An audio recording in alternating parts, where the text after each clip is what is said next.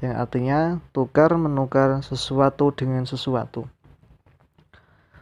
Sedangkan menurut istilah, jual beli adalah suatu transaksi tukar menukar barang atau harta yang mengakibatkan pemindahan hak milik sesuai dengan syarat dan rukun tertentu. Dasar hukum jual beli itu tertera dalam Al-Quran maupun ada di hadis. Di LKS bisa dilihat sendiri-sendiri ya. Kemudian kita lanjut ke syarat dan rukun jual beli. Ada yang namanya syarat, ada penjual, terus ada penjual dan pembeli. Ada barangnya atau harta yang diperjualbelikan. Ada uang atau alat bayar yang digunakan. Contohnya rupiah, seperti itu ya. Ada mata uangnya. Yang kelima ada lafal ijab qabul, ada yang lafadznya ada yang mengijabkan membeli, ada yang menerima bagi pembelinya. Syarat barang yang diperjualbelikan. Nah, tidak semua barang bisa diperjualbelikan. Yang pertama adalah barangnya harus suci. Artinya bukan barang yang najis seperti kotoran. Barang itu bisa bermanfaat. Yang ketiga, barang itu milik sendiri atau milik orang lain yang telah dimewakilkan atau yang telah mewakilkan untuk menjualnya. Contohnya adalah pegawai seperti itu. Barang itu dapat diserah terimakan kepemilikannya. Maksudnya barang itu ada wujudnya. Dan yang terakhir, barang itu dapat diketahui jenis, ukuran, sifat, dan kadarnya. Harus jelas seperti itu. Syarat penjual dan pembeli. Nah, di sini ada syaratnya. Yang pertama adalah berakal sehat. Artinya orang yang tidak sehat pikirannya, yaitu bodoh, maka penjualnya tidak sah.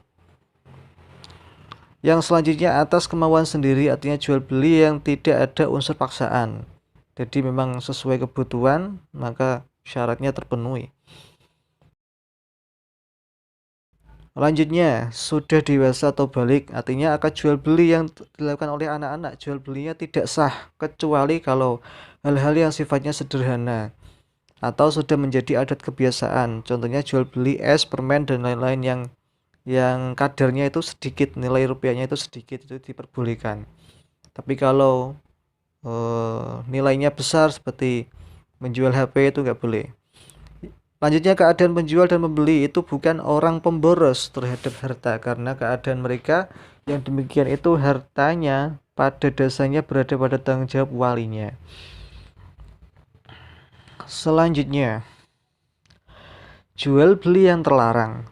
Nah, di sini ada ketentuannya. Yang terlarang itu klasifikasinya apa aja? Yaitu jual beli yang harganya di atas atau di bawah harga pasar dengan cara menghadang penjual sebelum tiba di pasar. Rasulullah pernah bersabda, An Abi Hurairah radhiyallahu an, qala naha Rasulullah sallallahu alaihi wasallam an bai'a hadirun libatin wala tanajjasu wala yabi'ur rajul ala bai'i akhihi, rawahul Bukhari. Hadis ini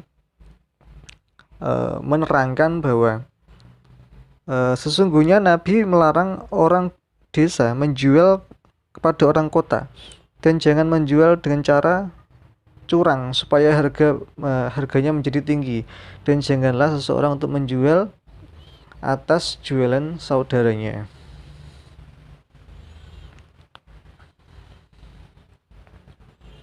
Materi selanjutnya yaitu yang masih jual beli terlarang, yaitu membeli barang yang sudah dibeli atau dalam proses tawaran orang lain. Barang yang sudah dibeli atau orang lain tidak boleh dijual kembali kepada orang lain lagi, karena barang yang sudah dijual itu menjadi milik pembeli sehingga penjual tidak boleh menjual kembali.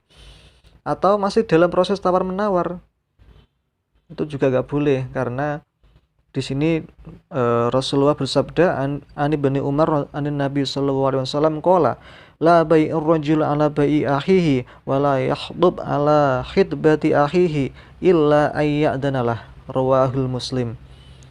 Yang mana hadis ini mengatakan bahwa proses tawar orang lain itu Rasulullah pernah bersabda, janganlah sebagian kamu menjual sesuatu penjualan sebagian yang lainnya. Nah, padahal di sini dijelaskan tidak boleh, karena apa? Bisa menyinggung perasaan yang lagi menawar tadi, tiba-tiba diselip dengan harga yang lebih tinggi, itu tidak boleh. Jadi harus menunggu sampai mereka gagal baru proses akadnya dilanjutkan. Jual beli sah tapi terlarang. Sah tapi terlarang. Apa itu? Yaitu jual beli untuk ditimbun supaya dapat dijual kembali dengan harga di kemudian hari eh, yang naik. Nah, contohnya apa? Di sini dijelaskan dulu. An Umar qala Rasulullah sallallahu alaihi wasallam manih taraka fahuwa khotiun. Barang siapa yang menimbun barang maka ia akan berdosa. Contohnya adalah menimbun bensin satu kabupaten, bensinnya ditimbun ia sendiri sehingga harganya melambung naik, itu tidak boleh. Lanjutnya jual beli sah tapi terlarang, yaitu jual beli alat maksiat. Contohnya apa? Contohnya jual beli suntikan untuk suntikan untuk narkoba, itu juga tidak boleh. Ada lagi jual beli pisau untuk membunuh, nah dan lain-lainnya. Di sini dijelaskan firman Allah wala ta'awanu 'alal itsmi wal udwan, dan janganlah tolong menolong dalam berbuat dosa dan pelanggaran. Apapun perbuatan bisa berdosa apabila jual beli itu dilaksanakan. Selanjutnya jual beli sah tapi terlarang, ya, dengan cara menipu. Contohnya ada sebuah hadis an Abi Hurairah qala nah Rasulullah sallallahu alaihi wasallam an bai'il hasati wa an bai'il ghurari, rawahul Muslim, yang artinya Rasul melarang jual beli dengan hasah, yaitu melempar batu kerikil, dan jual beli dengan cara menipu. Contohnya menipu banyak sekali ya modusnya, bisa dilihat sendiri dengan realita yang ada di sekitar kita. Lanjut jual beli sah tapi terlarang, ya ini jual beli yang mengandung riba, ya. Riba itu apa? Menambahkan sesuatu contohnya. Itu tidak boleh karena tambahan itu dilarang oleh agama. Itu tidak boleh sesuai dengan firman Allah ya ayyuhalladzina amanu la ta'kulur riba adhafan mudha'afah wattaqullaha la'allakum tattaqun. Yang ayat ini mengatakan bahwa hai orang-orang yang beriman, janganlah kamu makan riba dengan melipat gandakannya. Itu adalah materi dari jual beli. Selanjutnya adalah materi tentang khiyar. Apa itu khiyar? Nah, khiyar masih dalam bagian dari jual beli. Khiyar adalah, nah di sini kita lihat, khiyar adalah menurut bahasa, khiyar artinya memilih atau pilihan. Sedangkan secara istilah, jadi memilih antara boleh melanjutkan apa tidak sih jual belinya. Nah, secara istilah ialah hak untuk memilih antara meneruskan atau membatalkan akad jual beli oleh penjual atau pembeli itu sendiri. Jadi akadnya itu namanya khiyar. Mikirnya jual apa? Jadi beli atau tidaknya. Tujuan khiyar agar penjual dan pembeli dapat mempertimbangkan sebaik-baiknya terhadap barang yang diperjualbelikan sehingga tidak ada penyesalan di kemudian hari. Ibaratnya khiyar itu supaya antara penjual dan pembeli itu mikir tenanan, biar tidak menyesal di kemudian hari apa yang telah ia beli. Seperti itu. Hukum khiyar adalah mubah, diperbolehkan. Lanjutnya, seperti yang disabdakan oleh Nabi Muhammad wa anta bil khiyari bi kulli sil'ati ibta'aha salah satu layalin. Engkau berhak memilih dalam tiap-tiap barang yang engkau beli selama 3 malam. Nah, ini menunjukkan bahwa pentingnya yang namanya memilih suatu barang biar tidak menyesal dalam kemudian hari. Macam-macam khiyar, ada khiyar majelis, khiyar syarat, dan khiyar aib. Nah, itu ada 3. Masing-masing 3 ini merupakan kesatuan yang berbeda-beda, ya. Berbeda jenisnya, berbeda tempatnya, dan berbeda kasusnya. Kita upas satu-satu. Yang pertama ialah khiyar majelis. Majelis adalah suatu kumpulan seperti itu, ya. Khiyar majelis yaitu hak memilih untuk meneruskan atau membatalkan jual beli selama penjual dan pembeli masih berada di tempat jual beli tersebut, masih dalam toko contohnya. Bila keduanya sudah meninggalkan lokasi transaksi, maka khiyar tidak berlaku lagi. Selanjutnya, jadi khiyar majelis itu masih dalam contohnya, biar mudah contohnya. Jika kita pergi ke sebuah toko untuk berbelanja, terkadang kita menemukan tulisan barang yang sudah dibawa pulang tidak dapat dikembalikan lagi. Hal itu menunjukkan bahwa pembatalan jual beli hanya bisa dilakukan selama pembeli masih di toko.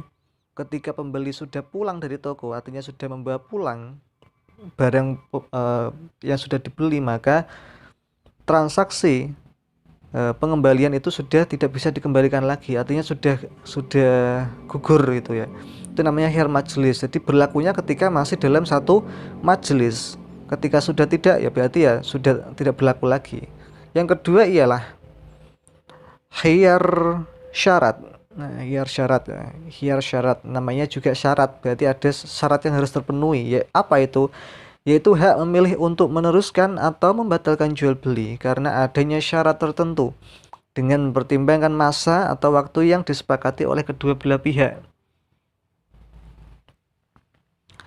Biar lebih mudah kita ke contoh ya. Di sini ada contoh. Misalnya seorang pembeli mengatakan saya akan membeli baju ini jika cocok untuk anak saya atau pas ukurannya. Kalau tidak cocok dengan ukurannya, besok saya akan kembalikan. Nah, ini ada sebuah syarat pembeli kepada syarat penjual. Apabila bajunya cocok, maksudnya pas ukurannya seperti itu, maka dia akan jadi beli. Tapi kalau tidak pas ukurannya, maka akan mengembalikan. Yang selanjutnya ialah khiyar aib. Aib itu apa artinya? Nah, aib itu artinya adalah cacat, yaitu hak memilih untuk meneruskan atau membatalkan akad jual beli apabila ada cacat atau barang yang diperjualbelikan yang tidak diketahui oleh pembeli pada waktu melakukan akad jual beli. Jadi aib itu apa? Ada seseorang penjual dan pembeli. Lah, yang pembelinya ini ternyata barang yang telah diberi itu di kemudian hari itu terdapat cacat. Nah, biasanya hal ini bisa ditemui ketika kita contohnya beli elektronik seperti HP. Nah, HP itu garansinya 1 tahun. Apabila kurang dari 1 tahun kok rusak, nah berarti itu ada cacat. Nah, cacatnya itu berarti boleh dikembalikan. Nah, contohnya seperti itu. Misalnya di sini, seorang membeli baju di sebuah toko. Setelah sampai di rumah, rupanya ada sobek di lengannya.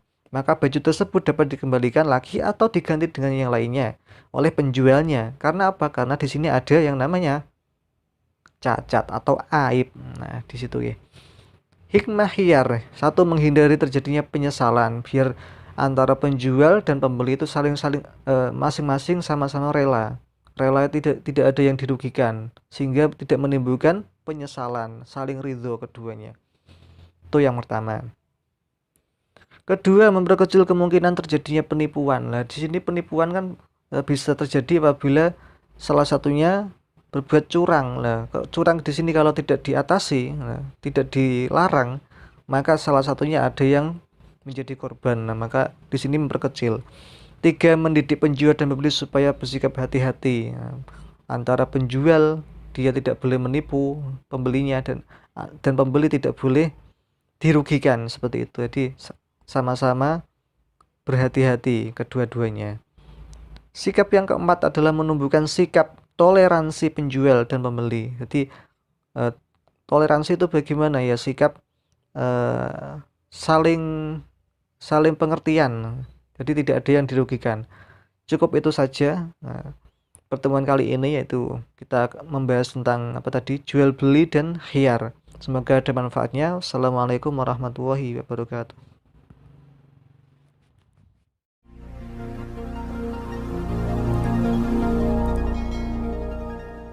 Assalamualaikum warahmatullahi wabarakatuh. Kali ini kita akan belajar fikih dengan tema salam dan hajar, melanjutkan materi sebelumnya tentang jual beli, karena materi kali ini masih ada kaitannya dengan materi sebelumnya, yakni jual beli. Yang pengertiannya adalah kontrak jual beli atas suatu barang dengan jumlah dan kualitas tertentu dengan sistem pembayaran dilakukan di muka.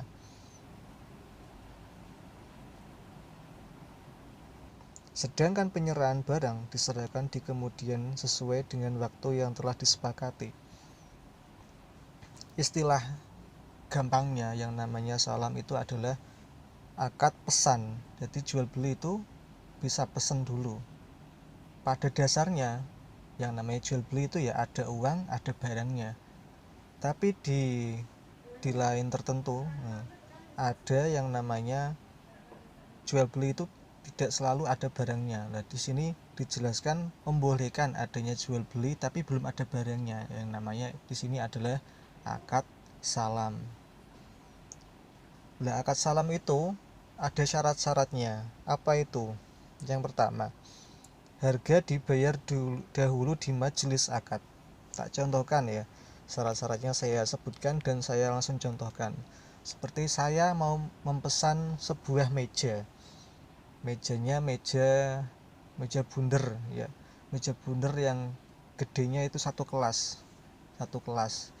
Itu kan tidak mungkin di toko langsung ada. Karena tidak ada, maka saya harus memesan dulu kepada si penjual meja tadi atau mebel tadi ya. Maka saya akan pesan dulu, Mas, saya pesan sebuah meja ukurannya kurang lebih satu kelas, ukurannya harus bundar. Nah, dan kemudian saya tanya harganya berapa, Mas? Kira-kira harganya 1 juta. Maka saya harus membayar DP, ibaratnya membayar DP. Nah, itu diperbolehkan. Itu yang pertama. Yang kedua, barang menjadi utang dan tanggungan penjual. Nah, di sini yang apa namanya, barang-barangnya itu kan yang memasok adalah si penjual, maka yang menanggung adalah si penjual, seperti kayu, seperti pekerjanya yang membuat dan lain-lainnya, itu yang menanggung adalah penjual. Yang ketiga, barang diserahkan tepat pada waktunya. Contohnya, saya di sini memesan pada tanggal 27 Januari contohnya. Dan janjiannya tanggal 1 Februari 2021 mejanya akan rampung dalam pengerjaannya. Maka sebelum tanggal 1 Februari maka mejanya juga harus sudah bisa diserahkan, artinya sudah jadi. Nah, harus tepat waktu. Yang selanjutnya, barang harus jelas ukuran, sifat, dan barangnya harus secara terperinci. Nah, saya tadi pesen mejanya harus dirinci berapa meter tingginya, lebarnya berapa meter, jenis kayunya itu apa. Nah, itu harus jelas supaya di sini sesuai pesanan pembeli, seperti itu. Yang selanjutnya, syarat terakhir ialah disebutkan tempat penerimanya. Nah, penerimanya itu tempatnya itu seperti COD. COD-nya di mana ini? Nah, di toko atau diantar di rumah. Nah, harus jelas akadnya. Nah, jadi akad pesan itu sebenarnya boleh apa enggak? Ya boleh, karena dalam Al-Quran seperti firman dalam Al-Quran, Bismillahirrahmanirrahim, ya ayyuhalladzina amanu idza tadayantum bidainin ila ajalin musamman faktubuh. Hai orang-orang yang beriman, apabila kamu bermuamalah tidak sesuai tunai untuk waktu yang ditentukan, hendaklah kamu menuliskannya. Karena tadi tidak tunai, barangnya belum ada, maka kamu harus menulis. Biar apa? Biar tidak lupa. Ada juga dalam sebuah hadis yang artinya, barang siapa meminjamkan buah maka hendaknya ia meminjamkan dalam takaran dan timbangan dan masa tertentu. Nah, di sini dalam kehidupan sehari-hari harus jelas. Contohnya kamu meminjamkan kebun, contohnya kebun sawah ya, harus jelas masanya mulai kapan, berakhirnya sampai kapan, mau ditanami apa, itu harus jelas. Jangan sampai meminjamkan sesuatu atau menyewakan sesuatu terserah, sanggonem, terserah kamu pakai sampai sak bosenmu. Nah, itu kan namanya tidak jelas, maka harus diperjelas. Oh, saya makainya 1 tahun 2 tahun. Nah, itu harus jelas gitu ya. Jadi intinya yang namanya akad salam dalam jual beli itu boleh. Akad salam atau akad pesan itu dalam jual beli diperbolehkan asalkan sudah memenuhi syarat-syarat yang telah disebutkan tadi. Lanjut, kita ke al-hajr. Apa itu al-hajr? Nah, al-hajr itu mencegah atau melarang seseorang dari transaksi atau mengelola hartanya. Karena apa kok dilarang? Karena ada hal-hal tertentu yang mengharuskan adanya pencegahan. Jadi orang itu lebih baik tidak melakukan transaksi jual beli, karena ada sesuatu hal-hal yang bisa menyebabkan orang tersebut tidak baik jika melakukan jual beli. Dasarnya apa? Dasarnya ada dalam sebuah ayat Al-Quran, Bismillahirrahmanirrahim. Wala tu'tus sufaha'a amwalukum allati ja'alallahu lakum qiyama. Yang artinya janganlah kamu serahkan kepada orang-orang yang belum sempurna akalnya atau harta mereka yang ada dalam kekuasaanmu yang dijadikan Allah sebagai pokok kehidupan. Jadi di sini ada orang kok belum sempurna akalnya. Belum sempurna akalnya itu apa? Nah, ada di slide selanjutnya. Ada 6 orang yang masuk kategori hajar. Orang yang tidak diperbolehkan mengolah harta. Hajar itu apa? Yaitu tadi orang yang tidak diperbolehkan mengelola harta atau bertransaksi atau jual beli istilahnya. Ada 6. Siapa saja? 1. Anak kecil. Anak kecil kok kenapa sebenarnya kok kenapa tidak boleh jual beli? Karena mereka belum sempurna akalnya. Dikhawatirkan kalau jual beli harta yang digunakan itu dialihfungsikan karena belum paham sebenarnya dia. Yang kedua adalah orang gila. Kita tahu yang namanya orang gila itu akalnya tidak sempurna. Jikalau dia melakukan jual beli, dikhawatirkan jual belinya tidak sah karena tidak antara satu dengan lainnya tidak mafhum. Seperti itu. Yang ketiga orang bodoh atau idiot, hampir sama dengan orang gila ya. Yang keempat orang yang bangkrut terlilit hutang. Kenapa kok dia tidak boleh bertransaksi? Karena dia ada kewajiban yang belum bisa dipenuhi atau belum bisa dibayar. Kenapa harus beli lagi? Contohnya saya terlilit hutang 1 miliar. Nah, tapi saya pengen beli rumah 2 miliar. Nah, ini namanya saya berarti tidak bisa membayar 1 miliarnya, tapi malah mau beli rumah 2 miliar. Nah, hutang saya belum saya bayar, tapi malah mau membeli rumah 2 miliar. Nah, ini namanya tidak boleh, dilarang yang namanya jual beli, namanya al-hajar di sini. Itu ya. Jadi orang yang bangkrut atau terlilit hutang tidak boleh melakukan jual beli atau al-hajar. Yang kelima, orang sakit atau dikhawatirkan mati. Orang tersebut itu sudah sakit parah tapi malah transaksi jual beli yang nilainya sangat banyak. Nah, di sini dikhawatirkan jika dia meninggal, maka ahli warisnya yang kesusahan karena tidak bisa membayar apa yang ia beli tadi. Nah, yang selanjutnya ialah hamba sahaya yang tidak diizinkan berdagang oleh tuannya. Yang namanya hamba itu milik pemiliknya. Hamba sahaya itu budak ya. Budak itu milik pemiliknya. Jadi kalau pemiliknya tidak mengizinkan budak tersebut jual beli, melakukan perdagangan, maka tidak diperbolehkan. Tujuan hajar, tujuannya itu apa? Untuk menjaga hak orang lain, menjaga hak dirinya sendiri maupun menjaga hak orang lain. Contohnya adalah orang sakit, nah, berarti dia tidak boleh membeli yang mahal-mahal, transaksinya sampai mahal-mahal tidak boleh. Karena apa? Jikalau dia sewaktu-waktu meninggal, maka yang menanggung jawab adalah anak-anaknya atau ahli waris. Nah, di sini kan kasihan, sudah ditinggal malah mendapatkan harus membayar hutang-hutangnya. Sekian, cukup, terima kasih. Assalamualaikum warahmatullahi wabarakatuh.